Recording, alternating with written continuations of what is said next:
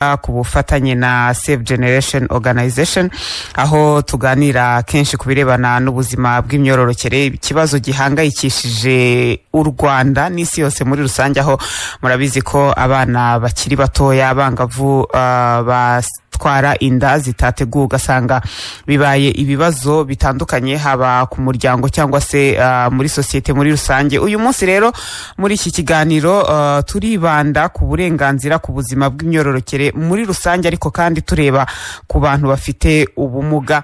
Ese abantu bafite ubumuga bahabwa service bate ku birebana n'ubuzima bw'imyororokere? Ese bazi uburenganzira bafite ku birebana n'ubuzima bw'imyororokere?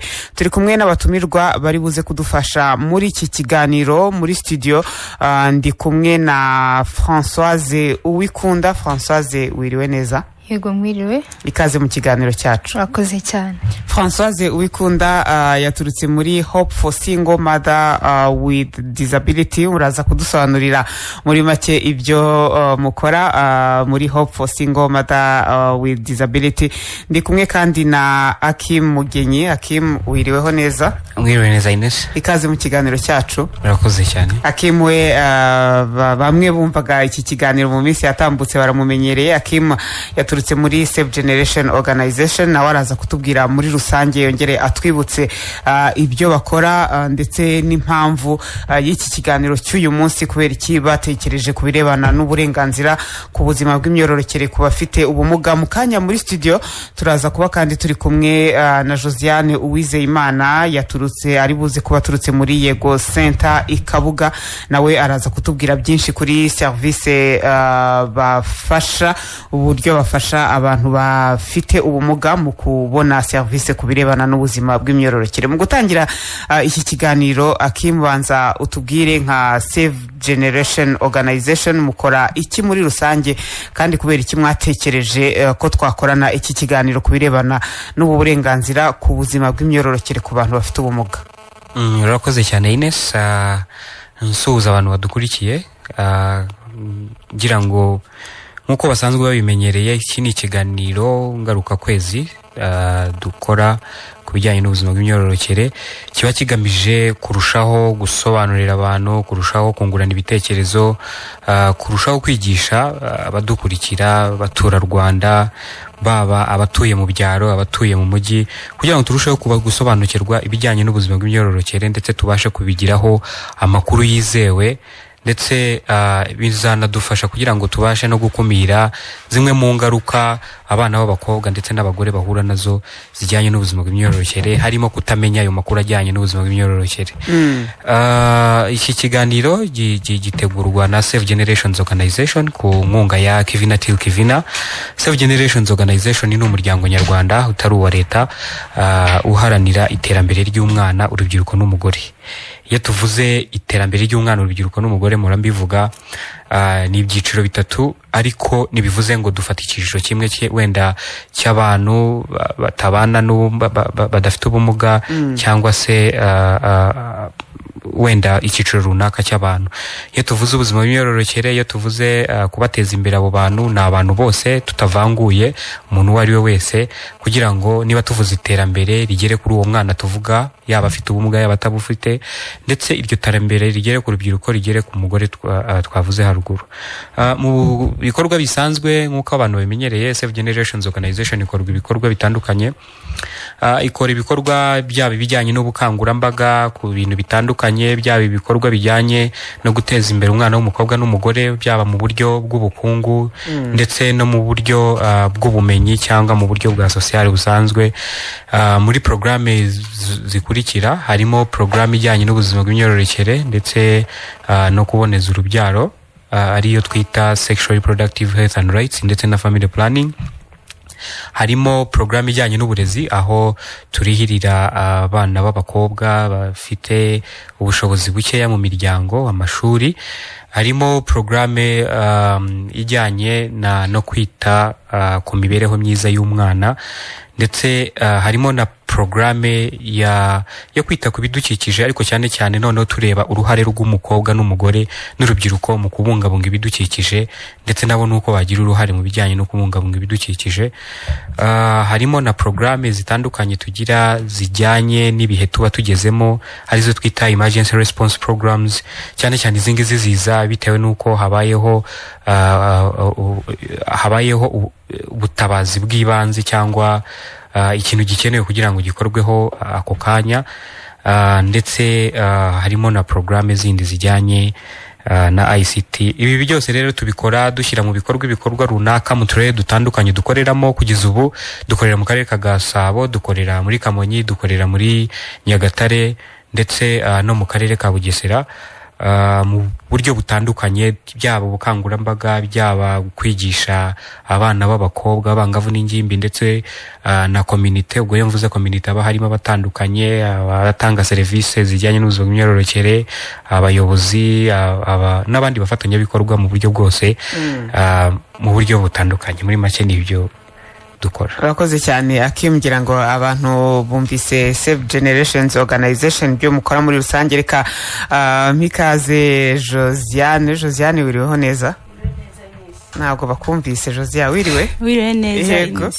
Josiane rero yaturutse muri Yego Center Kabuga, araza kutubwira uko bafasha urubyiruko abakeneye service ku birebana n'ubuzima bw'imyororokere, ariko cyane cyane ku bafite ubumuga. Mbere yuko Josiane ndetse na Françoise batubwira ibirebana n'akazi kabo ka buri munsi, Akim, banza wongere tubwire, iyo bavuze uburenganzira ku buzima bw'imyororokere, umuntu ashobora kwibaza ati se ubuzima bw'imyororokere, buri muntu wese agira ubuzima bw'imyororokere ku giti cye, uburenganzira, iyo bavuze uburenganzira ku buzima bw'imyororokere ahangaha baba bashatse kuvuga iki? Ni iki umuntu agomba kubona?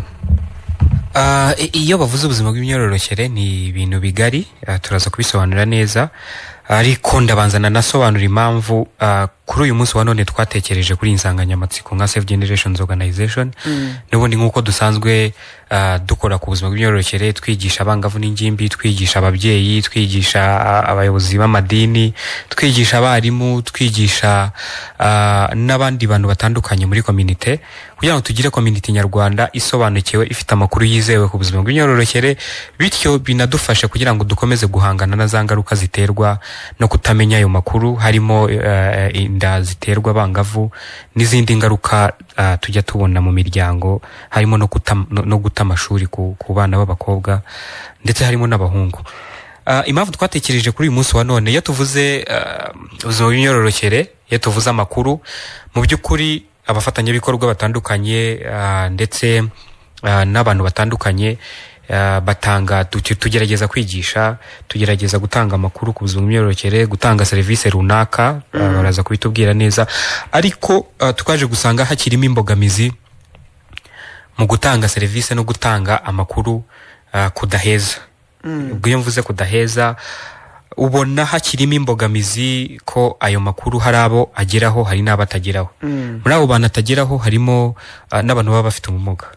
Abantu bafite ubumuga bitewe nuko wenda batabasha kuva aho bari kugira ngo bajye kwaka izo serivisi, bajye kuzibona, bitewe nuko baba barasigaye inyuma mu bijyanye n'amakuru yuko babona serivisi zijyanye n'ubuzima bw'imyororokere, cyangwa nuko babona ayo makuru. N'ikindi bitewe nuko abatanga serivisi ubumenyi bwabo n'ubushobozi bwo kugira ngo izo serivisi bazitange ku bantu bafite ubumuga. Araza kubidusobanura neza Josiane, nk'umuntu utanga serivisi, cyane cyane araza kutubwira ku mbogamizi bajya bahura nazo. Aho usanga umuntu utanga serivisi wenda nazi ururimi rw'amarenga, cyangwa se facilities zihari aho batangira serivisi zirabangamira wa muntu ufite ubumuga kugira ngo abone izo serivisi zijyanye n'ubuzima bw'imyororokere. Niyo mpamvu rero twakoze kino kiganiro kugira ngo turusheho gukora ubukangurambaga. Niba abafatanyabikorwa batandukanye, yaba batanga serivisi n'abajya kuzaka, abaka serivisi wenda abantu bafite ubumuga, baba bagomba kumenya ko nabo bafite ubwo burenganzira, ndetse itegeko naryo ribarera baho uburenganzira kugira ngo bagire amakuru ku buzima bw'imyororokere. Noneho byaba batanga serivisi nabo bamenye ngo niba serivisi zigiye gutangwa, hageragezwe gushyirwaho uburyo bworohera abantu bose kugira ngo babashe kugira izo serivisi. So iyo tuvuze ubuzima bw'imyororokere cyane cyane ni ikintu kigari, ariko ndahera ku gihugu cyacu gifite imiyoborere myiza, aho kigenda gishyiraho imirongo itandukanye ndetse kinakomeza gushyiraho imbaraga kugira ngo umwana w'umukobwa, umugore ndetse n'abandi muri rusange babashe kubona serivisi zijyanye n'ubuzima bw'imyororokere, babashe kubona amakuru. Ibyo biba byarahereye byaba mu kubaka porogaramu zitandukanye, harimo kubaka amategeko abigena. Cyane cyane turaza ni itegeko rya 2016 itariki 6 z'ukwa gatandatu rijyanye n'ubuzima bw'imyororokere bw'ikiremwa muntu. Ubwo iyo tuvuze ikiremwa muntu ari itegeko ry'u Rwanda k'umunyarwanda uwo ari we wese. Ibi tuhita tubihuza mu ngingo yayo ya 5 ry'iryo tegeko, rivuga ko serivisi zijyanye n'ubuzima bw'imyororokere zigomba gutangwa kandi zigatangwa kuri bose nta muntu uhejwe. Mu ngingo yaryo y'umunani cyane cyane aho bavuga byaba imyigishirize, ubwo ndavuga ubumenyi bujyanye n'ubuzima bw'imyororokere, ndetse na serivisi zo kwa muganga nazo zigomba gutangwa kandi zigatangwa ku buri munyarwanda wese arazemerewe. Muri make umunyarwanda uwo ari we wese afite uburenganzira kuri serivisi zijyanye n'ubuzima bw'imyororokere, yaba afite ubumuga yaba atabufite. Aha rero tugomba kubimenya neza, niba itegeko ribitwemerera, niba itegeko ryemerera wa muntu ufite ubumuga kugira ayo makuru, guhabwa serivisi, kuki twebwe dutanga serivisi cyangwa twebwe tuzitanga muri society, kuki hakiri imbogamizi zo kugira ngo izo serivisi tuzitange neza. Muri serivisi zimwe na zimwe zijyanye n'ubuzima bw'imyororokere ni serivisi nyinshi pe, turaza kugenda tubiganira, ariko iyo tuvuze serivisi ntituvuze ngo umuntu uramuha igikoresho cyangwa iki, harimo kumuha amakuru. Ngira ngo hari gahunda ya leta tuzi cyane cyane mu burezi izwi nka sinzi ukuntu ndibuze kwisobanura neza, ariko ni comprehensive sexuality education. Ni inyigisho ijyanye n'ubuzima bw'imyororokere, ariko igerageza cyane cyane kuba ikubiyemo amakuru ajyanye n'ubuzima bw'imyororokere, ndetse bikabashwa no kwigishwa mu mashuri yaba abanza n'ayisumbuye. Ayo makuru rero niba twigisha ibijyanye n'ubuzima bw'imyororokere tukaba tudashyiramo ko dushishikariza n'ababyiga kugira ngo abantu bafite ubumuga nabo babashe kuba bafite uburyo bamenya izo gahunda zihari, bamenya ayo makuru ahari, kuko niba leta yaragerageje gashyiraho izo nyigisho zitandukanye, ahubwo twebwe tugomba kumenya izo nyigisho zigera gute ku bantu bafite ubumuga, bazibona gute se, barazisoma ese? Niba umuntu atareba, niba atumva, afite ubumuga bwo kutumva no kutareba, abasha kubisoma gute, mu buhe buryo? Ya makuru amugeraho gute? Harimo ibijyanye no kwirinda ndetse no kwita ku yaba abantu bafite indwara ziterwa indwara zibasira ziterwa n'imibonano mpuzabitsina, cyane cyane indwara zandurira mu mibonano mpuzabitsina, baba abazifite ndetse n'abatarazirwara, kugira ngo babashe gukumirwa kuzirwara. Harimo gukumira ndetse no kwita ku bafite agakoko gatera sida cyangwa sida, cyane cyane aho ngaho kureba batararwara sida ndetse n'abayirwaye tubitaho gute. Niba tubitaho, ese b'abantu bafite ubumuga bo tubasha kubaha attention yihariye, cyangwa twita ku muntu ubashije kuza akivugira. So harimo no kuba serivisi zijyanye n'ubuzima bw'imyororokere cyangwa se amakuru ajyanye n'ubuzima bw'imyororokere ari aboneka, accessibility yayo, ndetse ayo makuru ahendutse. Niba ahendutse, ubwo na affordability kugira ngo ayo makuru aboneke, buri wese ashobora kuyabona mu buryo bworoshye. Harimo no kuba ayo makuru se agiye gutangwa kuko arakwiriye, niyo wa muntu agomba kubona. Ni hahandi twirinda gutanga ibihuha, twirinda gutanga amakuru atuzuye, ahubwo tugatanga amakuru yuzuye ndetse ari afite quality. Urakoze cyane Akim. Françoise, banze tubwire muri make Hope for Single Mother with Disability mukora iki? Turabihuza gute n'ubu burenganzira turiho tuvuga ku birebana no gutanga service ku buzima bw'imyororokere muri rusange, by'umwihariko ku bantu bafite ubumuga? Nkuko wabyumvise, Hope for Single Mothers with Disability ni umuryango w'abagore n'abakobwa bafite ubumuga. uwo muryango uriho ufite amaproje atandukanye, hari imishinga itandukanye, harimo nko kurwanya ihohoterwa ribakorerwa. Akenshi usanga umukobwa uba mu rugo cyangwa se wabyariye mu rugo agira imbogamizi nyinshi zitandukanye ugereranyije n'umugore ubana n'umugabo.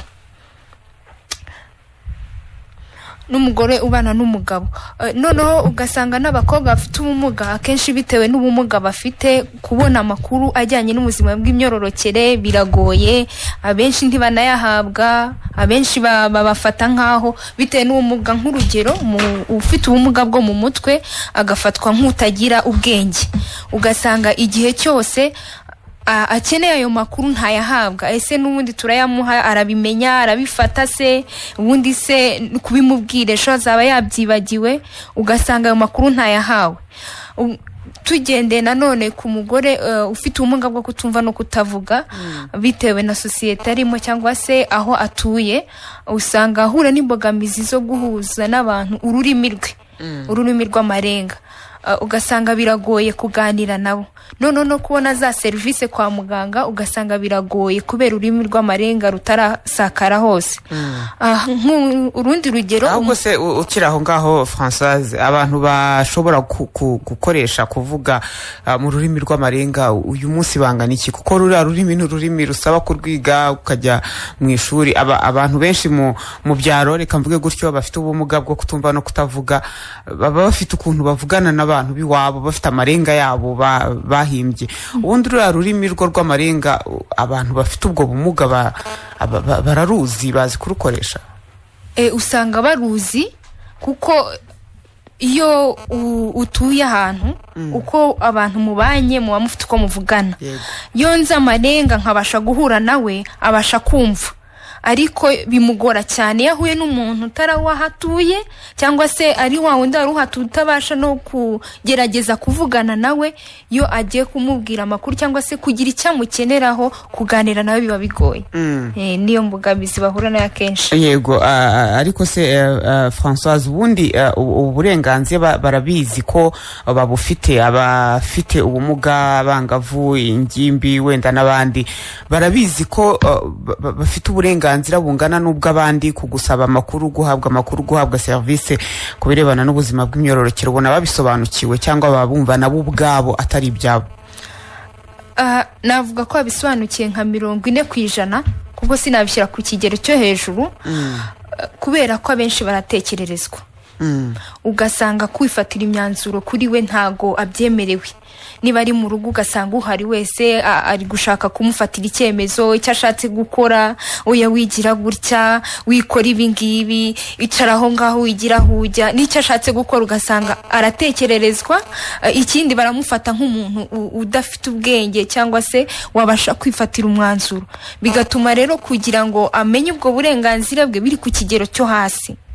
N'uburyo akominikana n'abandi cyangwa se yumvikana n'abandi, kuko buryo abonamo amakuru, bigatuma nanone atamenya bwa burenganzira bwe. Nk'urugero, umuntu ufite ubumuga bw'ubugufi bukabije ashobora kubona ayo makuru, ariko kubera ko igihe cyose ahora afatwa nk'umwana, ntabashe kuba yakubahiri cyangwa se ntabashe kuba yabona uburenganzira bwe afite ku buzima bw'imyororokere. Yego, undi nawe ufite ubumuga bwo kutavuga no kutumva, ya marenga ari gukoresha, ashobora kugenda gusaba wenda inama runaka ku buzima, ugasanga ntari kubihabwa. Yego, urakoze cyane Josiane. Yego Center Kabuga, mwebwe mukora iki, mutanga izihe service? Urakoze. Service dutanga kuri Yego Center Kabuga ni service zose zigendanye n'ubuzima bw'imyororokere. Harimo ubujyanama ku buzima bw'imyororokere, hakabamo ubujyanama kuri virusi itera sida no gupima ku bushake uwifuza kumenya uko ahagaze. Uwo dusanze afite ikibazo cyo kuba yaranduye virusi itera sida, tumuhuza n'ikigo nderabuzima kitwegereye kikamudufasha kumukurikirana kugira ngo atangirire imiti ku gihe, kandi bamufashe no muri rwa rugendo rw'ubuzima bushyashya kandi bugoye abatangiye. Ikindi tufasha abana bahuye n'ihohoterwa rishingiye ku gitsina. Dukorana na Isange One Stop Center, zose zitwegereye. Hari iya Masaka ku buryo na Kibagabaga dufasha wa mwana wahuye n'ihohoterwa kugira ngo afashwe byihuse bitaba byamushyira mu kaga ko kwandura indwara zandurira mu mibonano mpuzabitsina cyangwa se no kuba yatwara inda gihe kitageze y'imburagihe. Ikindi dutanga ubujyanama ndetse n'ubufasha bwo kugira ngo urubyiruko rwacu nk'uko mubizi leta yashyizemo imbaraga nyinshi kugira ngo urubyiruko nk'umubare munini w'abaturarwanda ubashe kugira ubuzima bwiza. Ni muri urwo rwego rero yatwegereje serivisi harimo zitandukanye zose zabafasha kuba bakwirinda gutwara inda z'imburagihe. Urakoze cyane Josiane, mutanga service zikenewe cyane mu buzima bwa muntu ku buryo ayo makuru umuntu yatayafite ni hahandi usanga umuntu yishaka kibura akagira ibibazo, abo bana batoya bagatangira gutwara inda zitateguwe n'ababyeyi, rimwe na rimwe ugasanga ntibafite amakuru. Mbere yuko tujya ku mwihariko ku bantu bafite ubumuga, ubundi kuri Yego Center Kabuga hari abantu bajya baje gusaba amakuru gusa kubirebana n'ubuzima bw'imyororokere, baba ari ababyeyi bafite abana bashaka kumenya amakuru, baba ari ababyeyi ubwabo cyangwa se ingimbi n'abangavu, akabyuka mu gitondo akavuga ati ngiye kuri Yego Center Kabuga gusaba amakuru kubirebana n'ubuzima bw'imyororokere. Urakoze cyane. Ngereranyije naho mu myaka yashize aho byari bihagaze, ndashimira rwose inzego zitandukanye zagiye zishyiramo imbaraga. Usanga uyu munsi urubyiruko ndetse n'ababyeyi bari kumva akamaro k'ubuzima bw'imyororokere. Rwose nko ku munsi twakira umubare ushimishije w'abajene cyangwa se urubyiruko ruje kubaza amakuru gusa. Baje nta kibazo bafite, nta kindi kibazo, wenda ari nk'ibihuha yahuye nabyo ashaka kumenya ukuri aricyo kimuzanye, na mubyeyi ukabona kuzaniye umwana. Yego Hakim, nko mubare ungana iki wenda ugereranyije? Ngereranyije ku munsi iyo tutakoze ibiganiro byo mu matsinda twakiriye urubyiruko umwe kuri umwe, dushobora kuba wakira nk'abantu 30 bazanywe no kubaza amakuru gusa. Hakaba n'urundi rubyiruko ruba rwaje rwizanye none rushaka kumenya uko ruhagaze ku bigendanye na virusi itera sida. Yego. Hanyuma noneho ku bafite ubumuga, ese hari abangavu, hari ingimbi bafite ubumuga bajya bazana bo gusaba amakuru, wenda bakajya no ku mwihariko w'ubumuga bwabo bakababwira n'ibibazo bahura nabyo, abo nabo baraza? Ugereranyije n'urubyiruko rusanzwe umubare uracyari muto. Ubusanga batarumva neza ko ari uburenganzira bwabo. Niyaje hari abo twakira Yego bamwe batangiye kubyumva kandi koko baraza tukagerageza ko dushoboye ukamufasha kandi koko agataha ubona service yamuzanye ayihawe neza kandi anyuzwe. Ariko ugasanga hari abandi bumva ko kuba afite ubumuga ibyo bindi ni ntago bimureba, avuga se ndagira ubumuga ngire no kujya muri ibyo, ejo ningira ibyago cyane ababyeyi ugasanga amubwira urajya kubaza bira bintu by'ubuzima bw'imyororokere ubimaze iki? Ntabwo urashaka kubyara ntabwo ureba ukuntu umeze. Mu by'ukuri ni urugendo dusaba ko gufatanya mu nzego zitandukanye kugira ngo twigishe kandi dushishikarize ababana n'ubumuga kuza guhabwa izo service ko ni izabo, zirahari kandi turahari kugira ngo tubafashe. Hakim, ahangaha hari akantu Josiane avuze, nanjye njya mbitekereza. Iyo bavuze ubuzima bw'imyororokere akenshi twebwe duhita twumva kubyara, twumva ko ari umwana w'umwangavu watwaye inda itateguwe, duhita twihutira kumva ko ari ugutwita no kubyara. Rimwe na rimwe ugasanga abana b'abahungu ingimbi ukagira ngo ntabwo bo bibareba kuko bo ntabwo ari bo batwita ngo babyare, ukumva ubuzima bw'imyororokere burareba cyane cyane uruhande rw'igitsina gore. Ni iki mukora nka Save Generations Organization kugira ngo icyo kintu ubuzima bw'imyororokere bwumvikane uko buri, ntibwumvikane nk'ikintu kireba abakobwa gusa cyangwa se kirebana no gutwita no kubyara? Murakoze cyane. Icyo ni ikibazo gikomeye kandi natwe tujya duhura nacyo cyane cyane, gusa aho tumaze kugenda twigisha muri community usanga bamwe batangiye kubyumva kuko tugira gahunda yitwa ndaza kureba uko nyivuga neza, gusa uruhare rw'umuhungu n'umugabo mu bijyanye n'ubuzima bw'imyororokere. Mu ndimi z'amahanga tuyita men engage, aho yaba umuhungu yaba umugabo nawe birakureba, ugomba kugira uruhare mu buzima bw'imyororokere kuko iyo amakuru tuyahaye umukobwa gusa akamenya uko yitwara, akamenya ibyemezo afata bijyanye n'ubuzima bw'imyororokere ku mubiri we, harimo undi nanone wa wundi utuma bya bibazo biza. Iyo bafite amakuru rero adahuye ni hahandi usanga abantu bahana amakuru apfuye, ugasanga rero nibyo niho duhukura n'ibyo bibazo.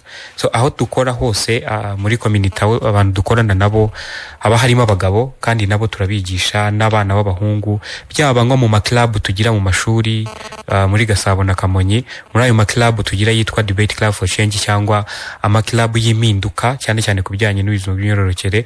Habamo abana b'abahungu, abana n'abakobwa barahura bakaganira, kandi ayo makuru baganiriye baragenda baba abahungu bakayasangiza bagenzi babo b'abahungu, n'abakobwa bakayasangiza bagenzi babo b'abakobwa. No muri community bisanzwe aho tujya dutumira harimo abagabo bubatse mu ngo ndetse n'abatanga serivisi zitandukanye. Urakoze cyane Akim, kuko icyo ni kibazo abantu benshi iyo bavuze ubuzima bw'imyororokere uhita ubona mwana w'umukobwa twita, ariko ubuzima bw'imyororokere nk'uko Akim yabivuze ni ikintu kigari cyane, kinini cyane. Hanyuma Françoise, mwebwe nka Hope for Single Mother with Disability, ni iki noneho by'umwihariko mwebwe mukora mufasha abafite ubumuga kugira ngo babone amakuru, kugira ngo bamenye uburenganzira bwabo ku buzima bw'imyororokere, kugira ngo uburenganzira bwabo bwubahirizwe? Muhereye ku mbogamizi mubona bafite ku bumuga, n'ubumuga butandukanye, hari n'abafite ubumuga bukomatanije, ubumuga bwinshi ku muntu umwe, n'iki by'umwihariko mukora kugira ngo aba bantu nabo bafashwe uburenganzira bwabo bwubahirizwe? Cyambere dukora, twabashyize mu matsinda kugira ngo babashe kubona amakuru bari hamwe no mu buryo bwo kuyahererekanya byorohe. Muri ayo matsinda rero tubigisha ibijyanye n'ubuzima bw'imyororokere, kuko abenshi usanga batarigeze babona amakuru nk'ayo, cyangwa se batarigeze banabyumvaho, ko amakuru nk'ayo tuyakura mu rubyiruko tuba tungana mu rungano, mu babyeyi, ariko ugasanga hari ikibazo kigenda kibaho, ababyeyi bamwe batinya kubivuga, noneho byakubitiraho ko hari n'idini usengeramo runaka ribuza wenda kuvuga ibyo bintu, ngo kuko abenshi iyo bumvise ubuzima bw'imyororokere hari abumva kubyara cyangwa se bakumva imibonano mpuzabitsina, ugasanga rero batinya kubiganiriza abo ngabo, cyangwa se bakumva ko bitabareba. Ayo matsinda rero iyo duhuriye hamwe nabo tubigisha ibijyanye n'ubuzima bw'imyororokere, bakabasha kubona ayo makuru. Noneho ikindi tujya dukora, kubera ko imbogamizi akenshi bahura nazo nanone zikomeye n'ubukene, usanga abafite ubumuga kenshi bari mu miryango ikennye, ugasanga bya bikoresho bimwe na bimwe bakenera ntibabasha kubyibonera.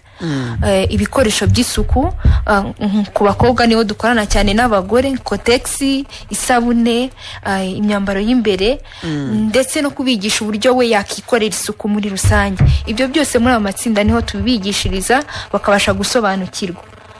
Tukabigisha no kuba babasha kuganiriza wa wundi utabasha kuva ahari, n'uburyo babasha kumwitaho. Nibyo nari ngiye kubaza, nese murabegera mukabasanga aho bari iwabo, cyangwa mutegereza ko baza? Mukorera hehe? Dukorera mu turere 5. Yego.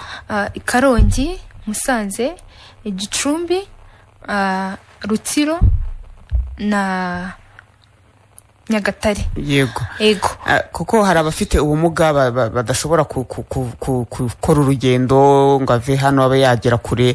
Ese mubegera mute nk'abo ngabo mu ngo zabo, mubasangisha ayo makuru gute? Ababasha kuva mu ngo bakagera aho itsinda rikorera, kuko ayo matsinda tuyashyiraho akagira iminsi akora mu cyumweru, tugatora umuntu wahagarariye, tukamuha imfashanyigisho mu gihe twebwe tudahari, akabasha kugenda bigisha yifashishije ya mfashanyigisho twamuhaye. Ariko muri babandi batabasha kuva aho bari, abafite umuntu umwe umuhagarariye muri iryo tsinda, ayo makuru rero yahawe abagomba kugenda akayagereza, cyangwa se akayashyitsa kuwo yaje ahagarariye, akamusobanurira kugira ngo abashe kumenya nawe uburenganzira bwe, ndetse n'ibyo agomba, uko yabasha kwifasha muri rusange. yego urakoze cyane Josiane kuri Yego Center ubona nk'imiryango ifite abangavu ingimbi bafite ubumuga ubona byoroshye ko barekura abo bana reka duhere kuri abo ngabo abo bana ku buryo baza kuri Yego Center bakaba bahabwa amakuru cyangwa baravuga bati hejuru y'ubumuga ufite ntabwo dushaka ko utwongeraho n'ibindi bibazo bagahitamo kubagumiza mu ngo n'izindi mbogamizi muhura nazo kuri Yego Center Kabuga nazo zitubwire. Urakoze Ines, mu by'ukuri nk'uko tubizi umuryango nyarwanda uracyafite ikibazo cyo kumva akamaro k'ubuzima bw'imyororokere mu buzima bw'ingimbi n'umwangavu. Ntabwo bumva ko n'ubuzima nk'ubundi kuko nkeneye kumenya ngo bihaha byanjye birakora neza, umubiri wanjye umeze neza, nkeneye no kumenya ubuzima bwanjye bw'imyororokere bumeze gute, ese nta ndwara mfite, nta riske ndimo cyangwa se nta byago mfite bishobora kuba byankururira mu ngaruka runaka zangiraho ingaruka kuri bwa buzima bw'imyororokere. Ibyo rero ni urugendo bitewe nuko ababyeyi ntibarabyumva, cyane cyane none abafite abana bafite ubumuga yumva ari nk'umusaraba bafite kuba afite wa mwana, yakongeraho kuvuga ngo nimuha ya makuru nzatuma none ahubwo yishora mu mibonano mpuzabitsina. Imyumvire mbese ubona ko itarazamuka neza. Hari ababyeyi bamwe batangiye kubitinyuka bazana n'abana, ariko hari abenshi ni urugendo ndetse bisaba n'imbaraga kugira ngo twomeze twigishe tubasobanurire akamaro ko kumenya ubuzima bw'imyororokere bw'umwana ubana n'ubumuga. Reka noneho tujye kubatanga service. Mwebwe mutanga service ku bigo nderabuzima, turavuga ku bantu bafite ubumuga butandukanye, ubumuga wenda bw'ingingo umuntu ushobora kuganira akakumva, ariko ubumuga bwo kutumva no kutavuga cyane cyane nibwo babukomeye. Mufite abantu basobanukiwe no gutanga izo service ku buryo umuntu uje afite ubwo bumuga ahabwa service inoze, cyangwa naho haracyarimo ikibazo? Haracyarimo ikibazo, dufitemo imbogamizi kuko nubwo bwose uba uri umuganga ufite n'ayo mahugurwa wenda ajyanye n'uburyo izo service wazitanga, ariko cyane cyane ku bigendanye no kuganira, hari nk'umuntu uza ugasanga afite ubumuga bwo kutumva no kutavuga, arashaka kwandika ariko ntabwo azi no kwandika. Ni umuntu utazi kwandika Ikinyarwanda ngo tuvuge ngo urajya umuha amakuru umwandikiye ku gapapuro abisome, ugasanga nabyo ntabyo azi. Icyo azi ni amarenga, kandi ni ikibazo twatanze ku nzego zitandukanye zibishinzwe tubasaba ko bajya baduha amahugurwa nibura ku bigendanye n'ururimi rw'amarenga, kugira nimba hagize n'ufite ubumuga wagize intambwe yo kuza gusaba izo service, twe twiba imbogamizi yo kuba tutabasha kumusobanurira kubera ko dufite bwa bumenyi bukeya ku bigendanye n'amarenga. Twarabivuze kandi ndibaza ko inzego zibishinzwe wenda hari icyo bizabikoraho bakaduha ayo mahugurwa kugira ngo dutange service zidaheza ku buzima bw'imyororokere. Aho ngaho ni kubatanga service kwa muganga ku bigo nderabuzima ahantu hatandukanye. Ngira ngo icyo kibazo ntabwo ari muri Yego Center Kabuga gusa mu gifite, ariko Akim, aha ngaha noneho reka turebe ku mugenerwa bikorwa wa muntu ushaka kujya gusaba service. Twavuze ku rurimi rw'amarenga, dukomeza kuvuga ku rurimi rw'amarenga, uburenganzira ku bafite ubumuga bwo kutumva no kutavuga kwigishwa ururimi rw'amarenga. Ariko ururimi rw'amarenga uko nduzi nanjye nabonyeho amahugurwa make, utaruzi nyine utaragiye kurwiga, rimwe na rimwe ashobora gusanga umuganga abizi kurukoresha, ariko uwagiye kugufasha, uwagiye guha service ugasanga amarenga yaba aratandukanye. Ese hari gahunda ihari nka Save Generations Organization n'izindi nzego mukorana zo guhugura cyangwa se guha ubumenyi bw'ibanze abangavu, ingimbi cyangwa se n'abafite ubumuga bwo kutumva no kutavuga, birebana no gukoresha ururimi rw'amarenga kugira ngo bajye bahabwa service zinoze? Kugeza ubu ntago navuga ngo muri organization wacu natwe turacyarimo gushaka uburyo tubikora neza. Gusa icyiza nuko tuba dufite abafatanyabikorwa batandukanye, cyane cyane urebye nko mu manama tugerageza kubikora ku buryo iyo habaye inama tuba dufite uko n'ubundi abantu bitabiriye batabasha kumva no kutavuga kugira ngo babashe gukurikira ibiganiro n'ubundi tuba turimo gutanga. Muri make natwe izo serivisi tuzishyira muri gahunda y'ibikorwa dukora. Ntago turagira ubushobozi bwo kuba twabasha kwigisha yaba abangavu n'ingimbi dukorana nabo, abarimu runaka. Ikihari kugeza ubu ngubu nuko dufite abafatanyabikorwa batandukanye, harimo imiryango itandukanye tubana dukorana ku munsi ku wundi kugira ngo turusheho mu bikorwa runaka iyo tugiye gutanga amahugurwa cyangwa tugiye gutanga inyigisho runaka, habeho ko umuntu atahezwa kugira ngo aze mu nama kubera ko atumva cyangwa se atabona. Ariko ni ibintu tukirimo gushakira ubushobozi, ni ibintu bisaba ubushobozi busa nkaho bwisumbuyeho hejuru, ndetse no muri gahunda natwe tureba imbere. Turimo turareba ko gihe kiri buze imbere tuzagerageza kureba uko baba abakozi bacu ariho tuzahera kugira ngo nabo babashe kubyiga.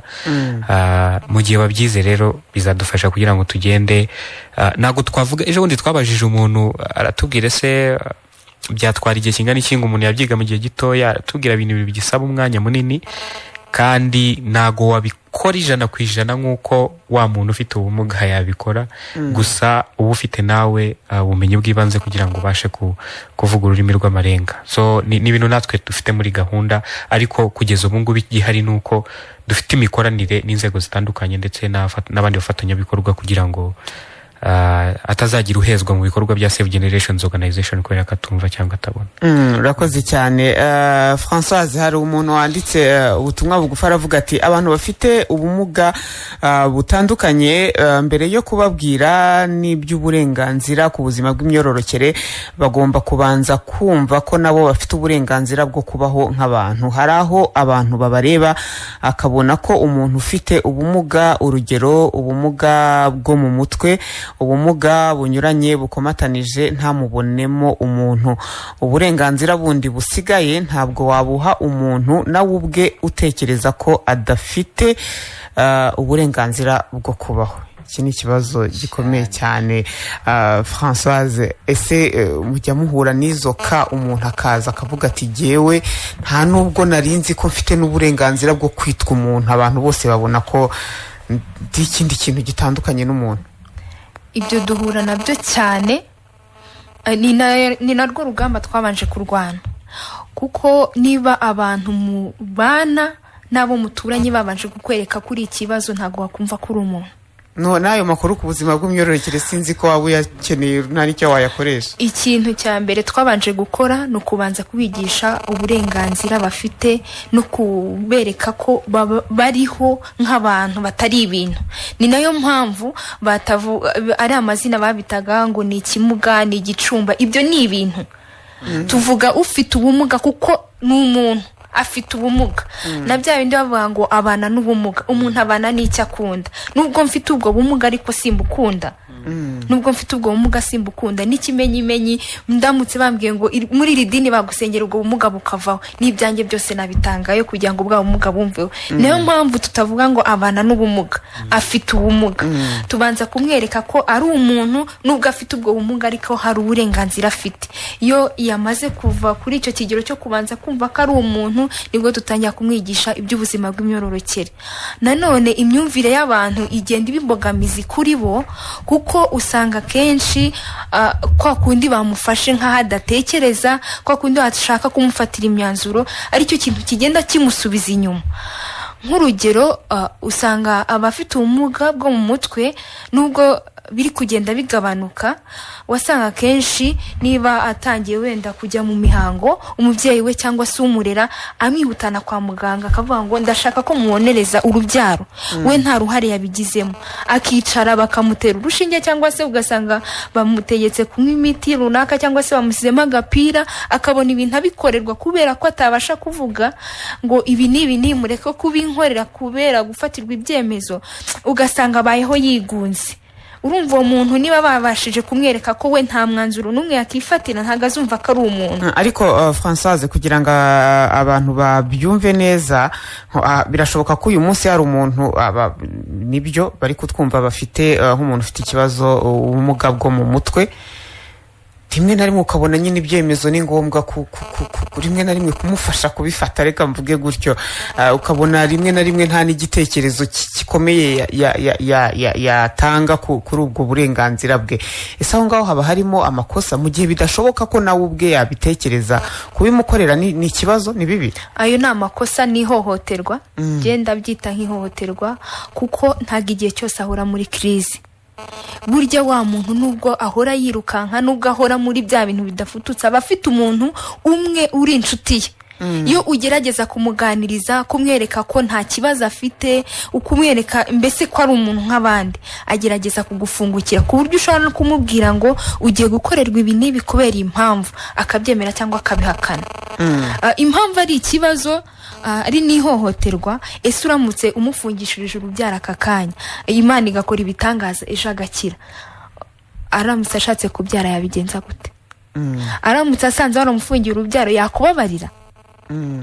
Aramutse asanze waramukoreye ibyo bintu yakunya kugufata nk'umuntu koko, cyangwa gufata nk'umwanzi? Kure uratekereje cyane, ugeze kure. Yego, kandi birashoboka. Yego, birashoboka cyane. Ntago igihe cyose umuntu ahora muri crise, cya gihe ubona afite agahenge umuganirizaho ukamubwira ese urabyemera, ariko ntumufate ngo umubohe cyangwa se umubwire ngo tugende bagutera urushinge, abone bamutera urushinge atazi icyo barumutereye, no kumuha imiti atazi impamvu ari kuyinywa.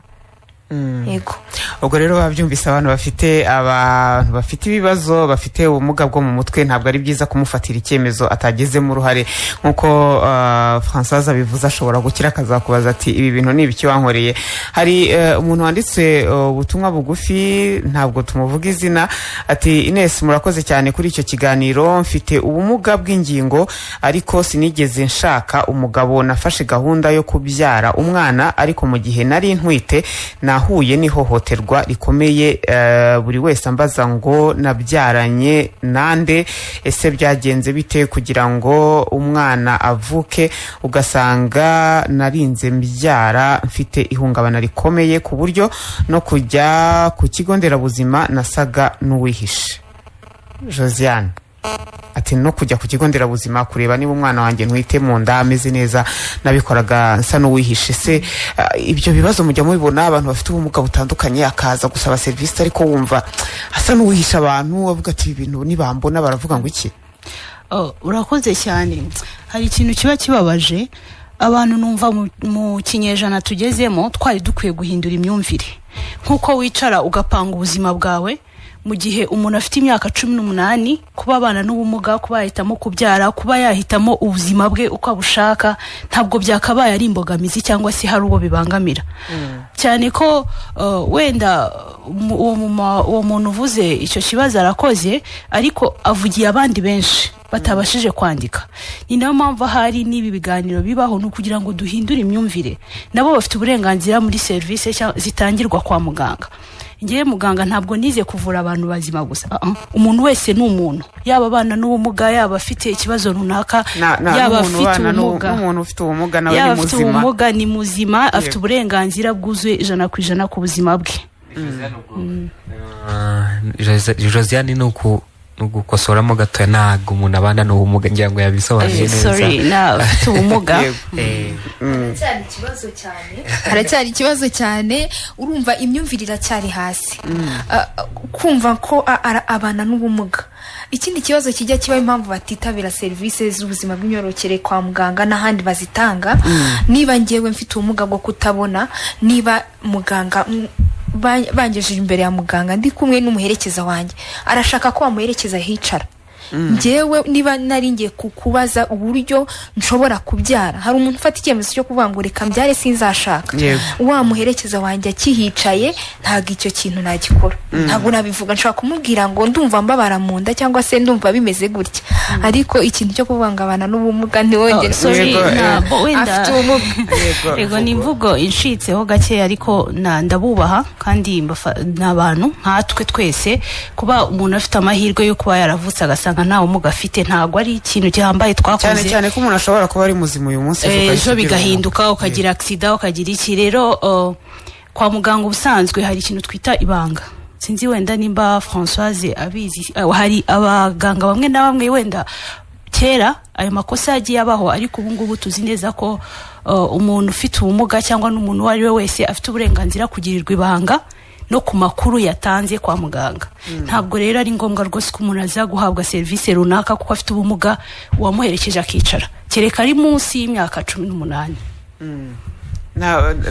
ntabwo bijya bibaho bikaba ngombwa ko uwaherekeje wenda niba ari umuntu ufite ibibazo, ufite uburwayi bwo mu mutwe, aherekezwa n'undi muntu nyine bakamukorera izo serivisi zose ahari. Umuherekeza we mu mushyira hanze, umuherekeza urabanza ukamusobanurira. Iyo ari umuntu cyambere cyo ntabwo nkuko Françoise yabivuze, umuntu ufite ubumuga bwo mu mutwe ntabwo ahora muri crise. Hari igihe aba ari muzima kandi ntabwo agomba gufatiranwa muri cya gihe afite ikibazo. Urategereza akaba ameze neza ku buryo aza mukaganira ukamuha n'amakuru mbere yo kugira icyo umukorera. Rero nk'umuherekeza ushobora kumusobanurira kandi ukamusaba no kubaha koko uwo mwanya wawe n'ugiye gufasha mwenyine. Yego. Niba hari abaduteze amatwi mufite ibitekerezo, ibibazo mushaka kubaza muri iki kiganiro, ushobora kuba ufite ubumuga cyangwa se ufite inshuti yawe ufite ubumuga kandi akenera serivisi z'ubuzima bw'imyororokere, twese turazikenera. Uraduhamagara kuri 0788330100 cyangwa se 9670, uretse ko hari n'ubutumwa bugufi nagiye gerageza kubarizamo ibibazo by'ubutumwa bugufi mwagiye mwandika. Ni 0788330100 cyangwa se 9670. Nimbona umuntu ku murongo wa telefone turamwakira. Allo? Allo? Oui. Allo? Yes, mwiriwe neza? Mwiriwe. Kuri Creative. Yego. Allo? Yego turakumva. None kibazo ndaza. Yego. Muri yabangu umuntu ntabwo yagenda ko bahezo bamuherekeje. Ariko uri hari igihe bamwe mwenda hari nk'umuntu waba hafi ya bugufi we. Duhe nk'urugero wihuse rufatika. Naho mu idini ya Kisilamu. Uriya ntabwo umugabo ntawe umudamu wagenda ngatuma umugabo w'inyuma. Ese kaba afite ubumuga mukamuheza wabona mutamubangamiye. Nukuvuga ngo umugabo agomba guherekeza umugore we imbere ya muganga buri gihe. Yes, niko ariko niko bimeze. Cyangwa se bikasaba ko wa mudamu avurwa n'umuntu w'Umuyisilamu. Ariko aho ngaho urumva ko birajyana n'idini, byo ni ukwemera kw'idini. Tujye mu kwemera kw'idini sasa rero. Aba ari familiye we, mama we cyangwa se papa we, umuvandimwe runaka.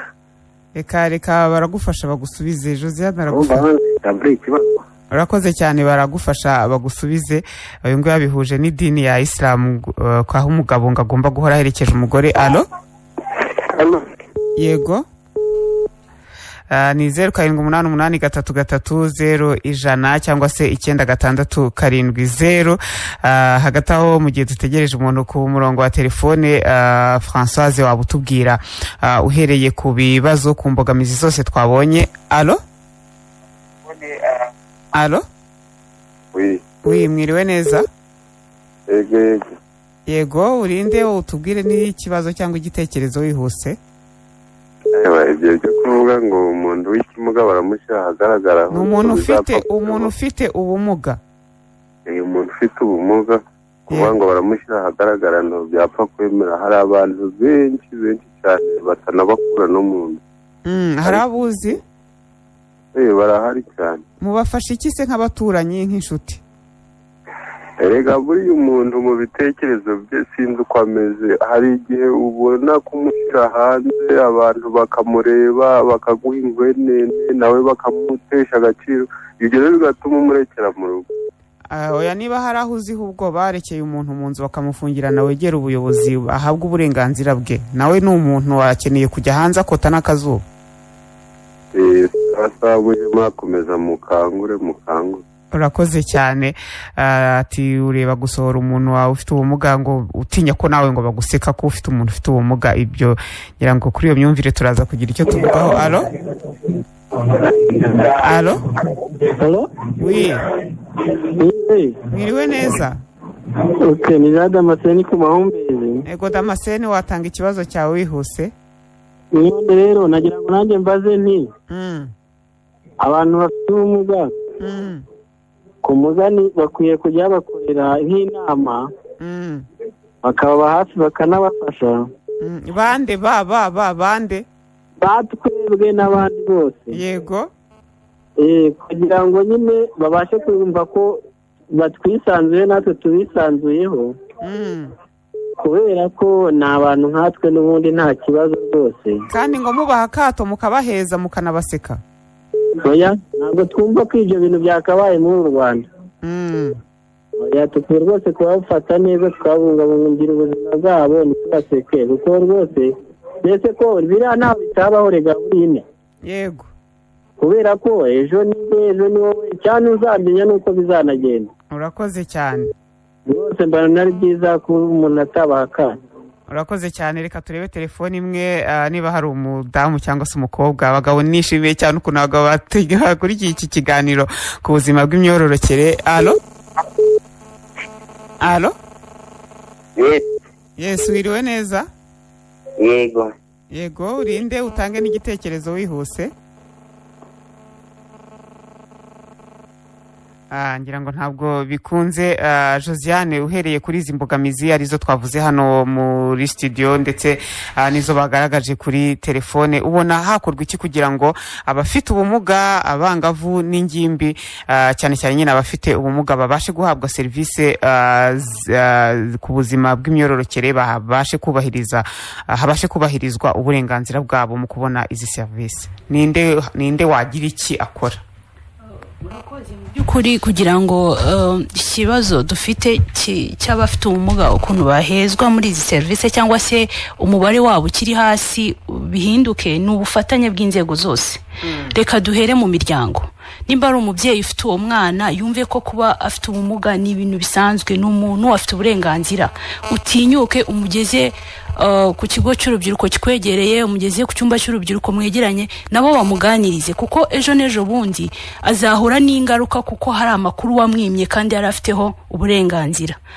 N'izindi nzego rero zitandukanye, haba amadini, haba inzego za leta nk'uko Save Generation iragerageza kubishyiramo imbaraga n'abandi bikorera. Reka dufatanyirize hamwe twese, tugerageze turebe ko ubukangurambaga bukorwe, twigishe kandi koko n'ugize uba aho ahurira n'ufite ubumuga amufashe nk'umuntu kandi amuhe icyo cyubahiro nk'umuntu. Urakoze cyane. Françoise, wumvise umuntu uvuga ati ntabwo ibyo byabura, abantu baracyabafungirana kuko natwe ubwacu dutinya ko umuntu ufite ubumuga bamenya ko ari uwawe bakaba baguseka. Ibibazo nk'ibi ngibi ndetse bituma hakomeza no kubaho imbogamizi ku burenganzira, ku makuru atandukanye arimo n'ubuzima bw'imyororokere. Ubona ari bande bakwiye guhaguruka bagafata iya mbere bakabirwanya? Bwa mbere ni urugamba dufite rukomeye. Umuntu wese cyangwa se umuturarwanda wese agomba kubigiramo uruhare kuko imyumvire y'abantu iracyari hasi. Nk'umubyeyi cyangwa se ashobora kuba ari n'uwo bashakanye ufite iyo myumvire iri hasi, akaba yumva ko batamenya ko afite umugore ufite ubumuga cyangwa se umugabo ufite ubumuga, akavuga ngo guma hano ibi nzajya mbikora gutya, cyangwa se reka ugume hano abantu batakubona bakanseka bitewe wenda n'icyubahiro afite muri sosiyete. Iyi myumvire buri wese, buri muturarwanda agomba kugira uruhare mu buryo bwo kuyizamura. Ubasha kuba afite ikigero runaka afite cyo kumva ko umuntu adakwiye guhezwa, akagira icyo akora, aho abonye agatanga amakuru mu gihe abashije kuganiriza abo bantu, yumve agatanga amakuru kugira ngo wa muntu ahabwe uburenganzira bwe. Yego, urakoze cyane. Dutegura iki kiganiro hari umuntu w'inshuti yanjye twavuganye kuri telefone, arambwira ati Ines, ugeze kuntangira ubuhamya bwanjye muri icyo kiganiro. Ni umudamu, uyu munsi afite imyaka 53. Kera mu bihe bya kera yabyaye umwana, babyara umwana ufite ubumuga bw'ingingo ku maguru. Umugabo aramwirukana aramubwira ati ubyaye ishyano, genda n'umwana wawe. Arambwira ati uze kubambwirira ko uyu munsi uwo mwana wanjye ngo afite igaraje rikomeye ayobora mu mujyi wa Kigali. Ati rero uze kuza kubambwirira ko umwana ufite ubumuga ashobora gukura kandi akazagira aho yigeza. Ubwo nawe rero niba ufite umugore we cyangwa se ufite umwana ufite ubumuga, ntukamubonemo nk'ikintu kuko uwo mwana azakura kandi ashobora kuzagira akamaro gakomeye cyane ku gihugu. Imana nikomeza kumutiza ubuzima. Ubwo n'ubuhamya ubuhamya bwe nizere ko abyumva kuko yavuze ati iki kiganiro ndaza kugitega amatwi numve ko uri buze kuntangira message wakoze cyane Akim rero nka Save Generations Organization mwebwe muri gukora iki murakorana na bande cyangwa se murabona ari bande bafite ibisubizo kuri izi mbogamizi ku burenganzira cyane cyane bw'abantu bafite ubumuga butandukanye ku birebana no kubona service ku buzima bw'imyororokere murakoze Ines abantu bafite kubigiramo uruhare ni twese hatasigaye inyuma dufite amahirwe dufite ubuyobozi bwiza dufite igihugu dufite amahoro urugamba ubungubu bihari byo kurwana so guterana amasasa ahubwo ibihari nuko guhangana nuko twese tugerageza kureba ko umunyarwandakazi yarushaho kumera neza yarushaho kugira ubuzima bwiza yatuvuze ubuzima bwiza harimo n'ibingibi turimo kuvuga nago dushaka ko igice kimwe cy'abanyarwanda gitera imbere hakagira igice kimwe gisigara ari nayo mpamvu twifuza ko niba ari service niba ari amakuru agere kuri bose niba ari inyigisho niba ari ibyubakwe hatekerezwa ibyiciro byose by'abantu hari umuntu wavuze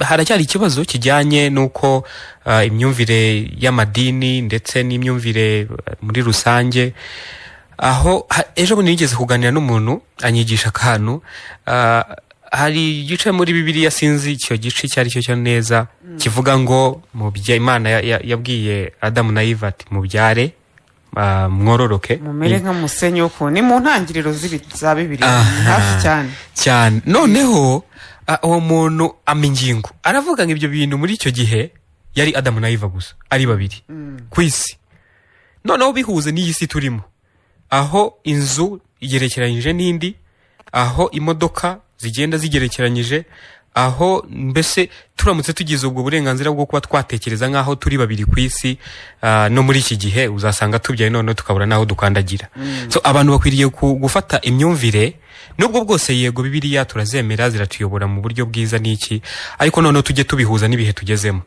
ari nayo mpamvu sinekereza ko uko abanyarwanda batekerezaga muri 1994 siko dutekereza ubu ngubu so imyumvire ikwiriye guhinduka abantu bumve ko imyumvire irakura umuco urakura ariko tutawubangamiye cyangwa tutawufobeje so abanyarwanda bose bakwiriye kugira ngo imyumvire ihinduke ari nayo mpamvu Save Generations Organization niba yarashyizeho bino biganiro dukomeze dukangurira abanyarwanda dukomeze dukangurira abantu barusheho kubyumva ibyo ari byo byose niba tunyuze muri ubu buryo bwo gukangurira abantu harimo abafashije guhindura imyumvire kandi mujye mudufasha niba ibi biganiro hari uko biba byabafashije bajye babitubwira kugira ngo turusheho kubikora neza ndetse turusheho no gushyiramo imbaraga bityo tubashe kugera no ku bantu benshi ikindi nuko nugukomeza gukorana n'inzego zitandukanye no gukorana n'inzego za leta gukorana n'inzego z'abikorera gukorana n'itangazamakuru naryo igomba kugira uruhare runini mu bukangurambaga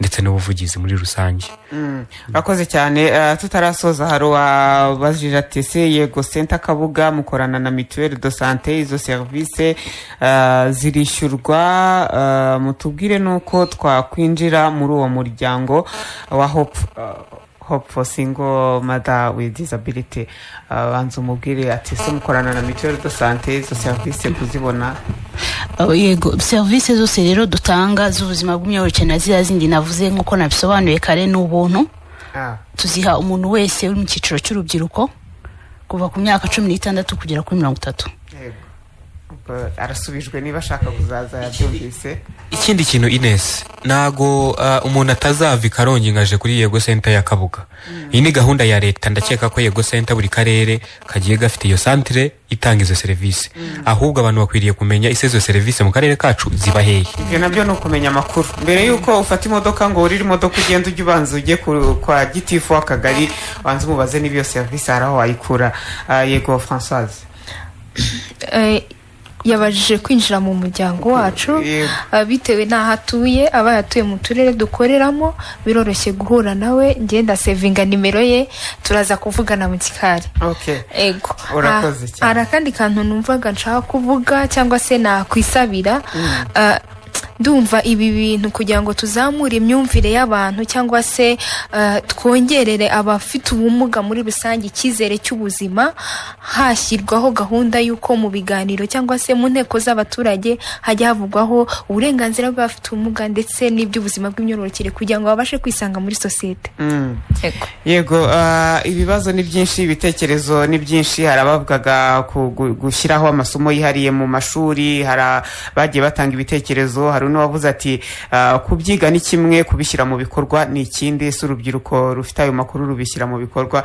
Akim iki kiganiro cy'isaha imwe ntabwo byakunda. N'akantu gato, abafite ibitekerezo wenda birengaho ni ku mbuga nkoranyambaga zaba izacu zo kuri Save Generations n'iza KT Radio, cyangwa se niba hari naho bahamagara aho bahamagara babwire kuri social media, kuko abenshi n'ubundi ni kuri Facebook. Kuri Twitter wandikamo Save Generations Organization uhita utubona, ndetse kuri Instagram naho dukoresha Save Generations Organization, kuri Facebook nuko cyangwa se ukabasha kutwohereza email kuri info@sgo.rwanda.rwa. Yego, no ku mbuga nkoranyambaga za KT Radio dufite Instagram ni KT Radio Rwa, dufite Facebook ni KT Radio, dufite Twitter ni KT Radio. Aho hose niba hari igitekerezo cyangwa se ikibazo ushaka kubaza watwandikira, hanyuma tukakikugereza aho bashobora kuguha igisubizo. Reka nshimire cyane abatumirwa twari kumwe muri iki kiganiro. Françoise, wakoze cyane kwitabira ubutumire bwacu. Nakoze cyane neza. Yego, Françoise Uwikunda akaba yaturutse muri Hope for Single Mother with Disability. Wakoze cyane Josiane kwitabira ikiganiro cyacu. Mwakoze cyane namwe neza. Josiane Uwizeyimana akaba yaturutse muri Yego Center Kabuga. Akim, nawe ndagushimiye cyane nk'umuntu wateye inkunga ikiganiro. Wakoze kandi nawe kutuyobora neza. Yego cyane. Kim Mugenyi yaturutse muri Save Generations Organization. Mwakoze cyane namwe mwari muteze amatwi iki kiganiro, ababashije gutanga ibitekerezo ku butumwa bugufi cyangwa se no ku murongo wa telefone. Nashimishijwe nuko abagabo benshi baduhamagaye bigaragara ko nabo bahangayikishijwe n'iki kibazo cyo kutahabwa uburenganzira ku buzima bw'imyororokere ku bantu bafite ubumuga. Namwe mwumve ko muri abantu kandi mufite uburenganzira nk'ubw'abandi bantu bose basigaye. Reka mbifurize kugira umugoroba mwiza, mukomeze kugira icyumweru cyiza ndetse no gutangira neza icyumweru cyo ku munsi w'ejo. Ejo ni umunsi w'akazi. Nitwa Ines, mukomeze kugira ibihe byiza. The radio that talks to you. The radio that's committed to delivering the most important information. The radio that plays your music. The radio that gives you not only the latest, but also the oldies and goldies. 96.7 KT Radio. Real talk, great music.